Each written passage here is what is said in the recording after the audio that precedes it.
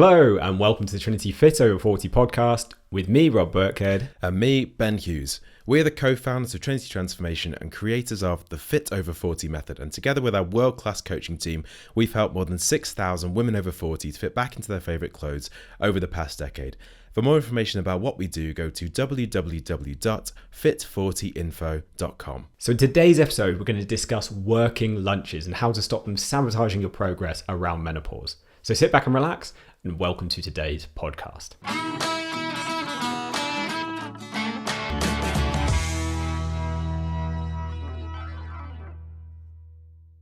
So a common question we get asked about how to lose weight over 40 is, what's the best thing to eat for lunch to achieve your fitness goals? A lot of women that we coach find this difficult, but it can be especially difficult for women who are pushed for time and having to grab something quickly during the working day. Or when lunch or snacks are provided by work or by colleagues, which, let's face it, are not always healthy options. And for someone who's working 5 days a week, you can end up eating the wrong things and taking in too many calories every single day of the week. Meaning, even if you're doing exercise, you're having a healthy breakfast, having a healthy dinner, you could still struggle to see results in the mirror or even see your weight creeping up because those lunch choices are throwing everything out of balance. And when you're not seeing results, it can be very hard to stay motivated. And that's why a lot of women end up giving up completely, leaving them stuck, leaving them unable to get their weight under control, choosing clothes to cover up problem areas rather than wearing the things they like, hating shopping for clothes because nothing fits quite right anymore, especially in the more trendy shops, and staring at a wardrobe full of amazing clothes they can no longer wear, and then just worrying that this is a part of the aging process that they'll have to accept. And the reason this happens is simple. So women's bodies and hormones start to change as they get older, which can make it easier to gain weight, especially around the middle area, and it can make it harder to lose it again with the normal methods of dieting. This means it's important to understand what food choices work for you and work against you as you get older, so you can do what's best for your body, what's best for your hormones, and you can get the results that you're after.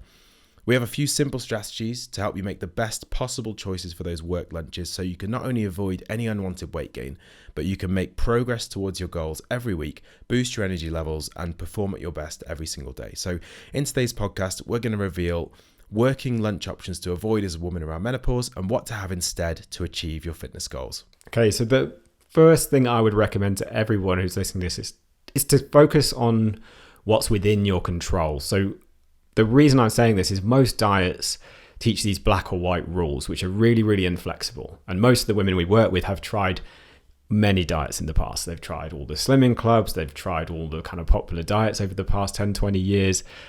And they all have different sets of rules, whether it's no carbs, whether it's certain foods are sins, or they're colors, or they have a number of points. And these things are easy to follow when you're at home and you're in total control of your food. But they don't work well at all when you're constantly traveling for work. You're presented with food, like you said, Ben, that's not necessarily within your control, completely what you have. And you've got to make the best possible decision in that moment. And they don't teach you how to do that. And it can lead to feelings that it's impossible to stick to, or thinking, sod it, there's nothing I'm allowed. So what's the point? I'll just have what I want, or I'll just eat what I'm presented with, and then I'll start again tomorrow, I'll start again on Monday. And what tends to happen in our experience is it ultimately just leads to kind of mindlessly consuming the things around you, whether that's biscuits, whether it's sandwiches, whether it's snacks, or coffees full of calorific milk all day.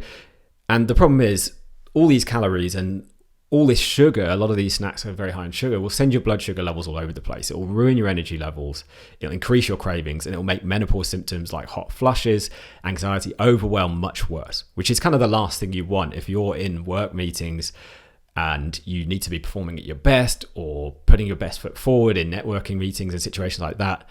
If you're distracted by hot flushes, or you're feeling really, really tired, or you've got brain fog, it's really going to kind of limit your capacity to do a good job. But if you understand kind of the fundamentals of what works for women around menopause, it's much, much easier to make good choices.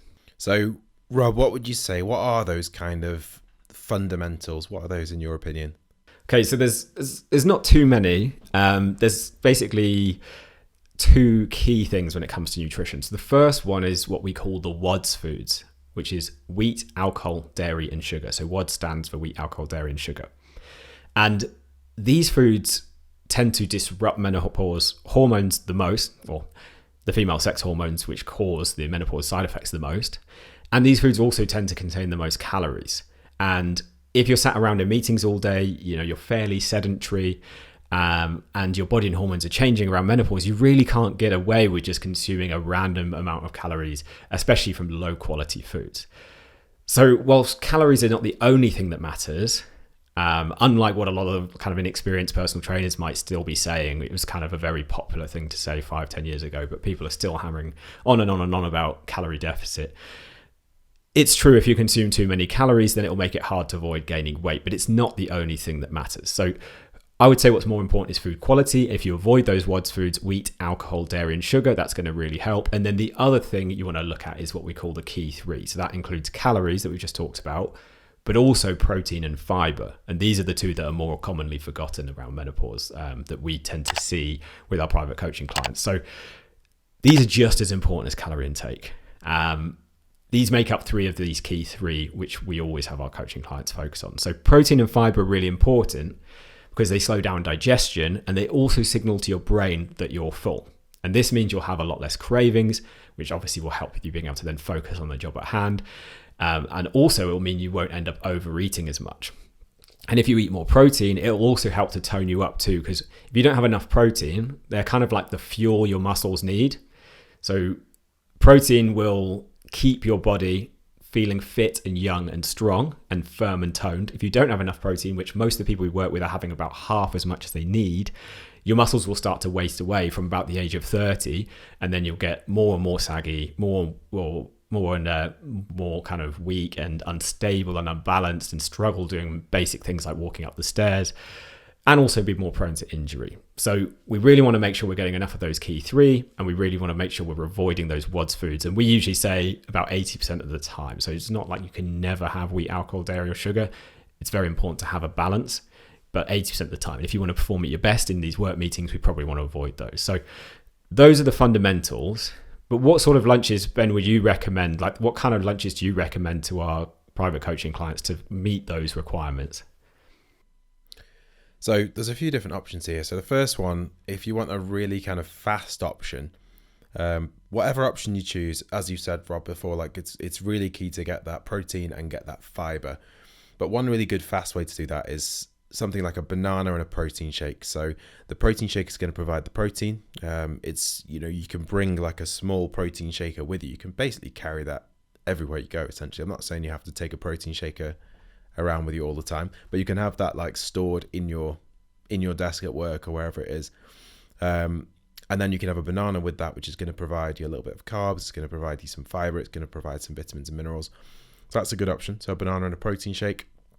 If you're eating out or grabbing something on the go, one thing I always like to go for is sushi. So sushi is usually good. You can get it from Wasabi, you can get it from Itsu, you can get it from Yo Sushi, anywhere really. The good thing about sushi is essentially you're going to have protein from, usually you've got raw fish in there, most sushi, and then you're going to have a little bit of rice as well, but you're avoiding wheat, you're avoiding dairy, you're avoiding alcohol, you're probably avoiding sugar. I mean, there'll be a little bit in the rice, but not a huge amount.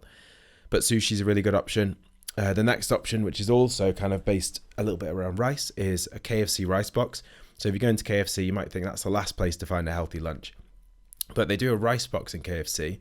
They do two different options of the rice box. They do one which is like the crispy, delicious deep fried chicken. And then they do one which is just like grilled chicken, which is that's kind of the healthy one to go for. So it's just literally grilled chicken. There's rice. There's some herbs and spices in there. There's a few vegetables and things in there as well. So that's a really good option from KFC. Very, very quick and easy. Another one as well is a few things from Pret. So you've probably seen in the fridge at Pret, you'll have a number of different sort of cold kind of salad options. So there's like a chicken and avocado protein bowl. There's chickpea, avocado and egg bowl, those types of things. I know there's sometimes a salmon kind of one as well, but those Pret kind of salad bowls or salad boxes, they tend to be a really good option as well. And the really good thing about those that makes it quite easy is they often have the calories on them. I think most of these things will. So the sushi as well, if it's from a chain place, the KFC rice box, those protein bowls, they're going to have the calories on. So it's very easy to then judge when you're looking at the different options, You know, if one of them's 1,000 calories and one of them's 500 calories and they look like about the same amount of food, then you know you can go for the lower calorie option. And you can also look at which one contains the most protein as well. So choose something that's high in protein and slightly lower in calories, which will keep you feeling full, keep you feeling satisfied, and just help you achieve all your goals. Next option would be if you go to either Waitrose, you can get these like a chicken poke bowl. So there's chicken poke. I think you can also get a salmon version as well. I can't remember. Yeah. The make of these. They always have them in Waitrose. It's Taiko or Taiko, Taiko. That's the one. Yeah. So you'll see them in there, but I often grab those. They're a really good option from like a motorway service station, because usually they've got a Waitrose in there or they've got an M&S, so that sort of thing, and you'll find like a poke bowl in there, which is going to contain, again, a bit of rice. It's going to contain lots of different types of vegetables. You'll have things like edamame beans. You'll have some kind of pickled cabbage, things like that, and then you'll have some protein. So it's a really good kind of balanced option. So those are a few options for food. For drinks to go with that food, what I would always recommend, if you're going to have a hot drink, try to go for hot drinks that don't contain milk, mainly because hot drinks with milk usually are just way, way, way higher in calories. So for example, you know, if you're going for lattes and things like that, it could be like having another meal on the side of your meal. So instead, if you go for herbal teas, so any kind of tea, it could be any sort of herbal tea, which is basically just water and a bit of flavor in it. You could go for black coffee, you could go for things like green tea, you could go for black tea. If you're going to go for cold drinks, I would say flavored sparkling water tends to be quite good. So 2 brands are Dash or Lovo, or you can go for regular water. So all of those things tend to be good. But again, with all of these things, it's just getting used to looking at the different options, looking at what are the calorie allowances on those options, and then just choosing one that's going to be lower in calories. Because if you have, let's say, rather than the flavored sparkling water, you go for a proper, like a fizzy drink or something like that, or even a fruit juice, which are usually quite sugary and actually contain quite a lot of calories. But if you go for those different drink options, it can easily add a few hundred calories to the meal that you're having. And drinks, for me, drinks don't really fill you up. I'd say even if you drank, you know, let's say you're absolutely starving hungry and you drink like 2 liters of full sugar Coke, you're probably still going to be starving hungry. You still want food after you've had it, even though you've had hundreds and hundreds of calories of sugar going into your system. So yeah, drinks don't really fill you up. So just tend to pick the lowest calorie options you can have.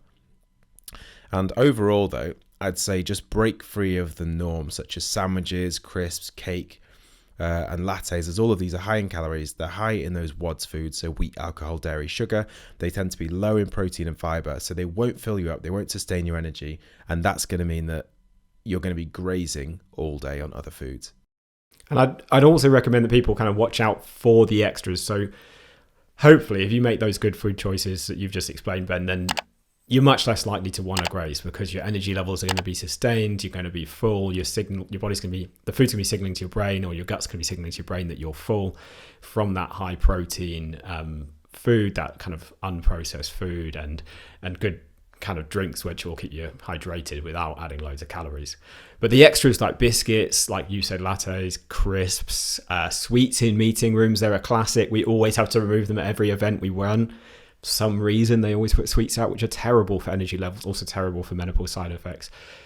Like in my experience, most people don't eat meals that are too big most of the time, especially if it's like a working lunch. In fact, often this would help if they ate bigger, more sustaining meals.